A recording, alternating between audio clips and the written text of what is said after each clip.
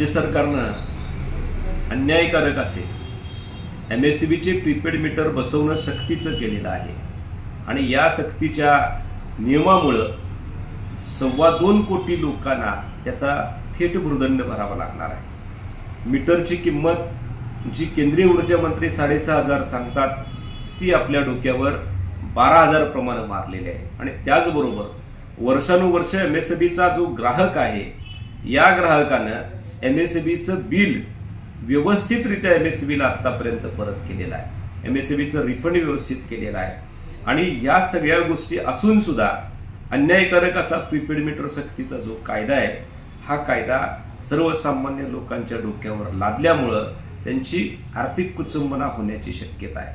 ही बाब लक्षात धरून आम आदमी पार्टीच्या माध्यमातून प्रीपेड मीटरच्या सक्तीला विरोध सुरू आहे आणि याचा पहिला टप्पा म्हणूनच आम आदमी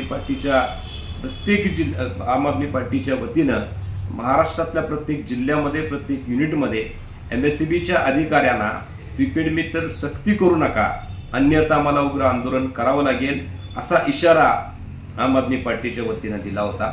याचा पुढचा टप्पा म्हणून आपण आझाद मैदानामध्ये 27 जून रोजी या अन्यायकारक बिलाच्या विरोधात या कायद्याच्या विरोधामध्ये आपण बेमुदत उपोषण सुरू करणार आहोत। या निमित्तानं आम आदमी पार्टीच्या प्रत्येक जिल्हाध्यक्ष प्रत्येक महानगरपालिका अध्यक्ष आणि त्याचबरोबर मुख्य पदाधिकारी आणि सर्व कार्यकर्ते यांना माझी विनंती आहे की आपण मोठ्या संख्येनं 27 तारखेला आझाद मैदान मुंबई येथे मोठ्या संख्येनं जमा या उपोषणामध्ये बेमुदत उपोषण जे आपण करतोय याच्यामध्ये मोठ्या संख्येनं सामील व्हा आणि सरकारला दाखवून देऊया की आम आदमी पार्टी जर सर्वसामान्य लोकांच्यावर अन्याय करणार असेल सरकार तर शांत बसणार नाही।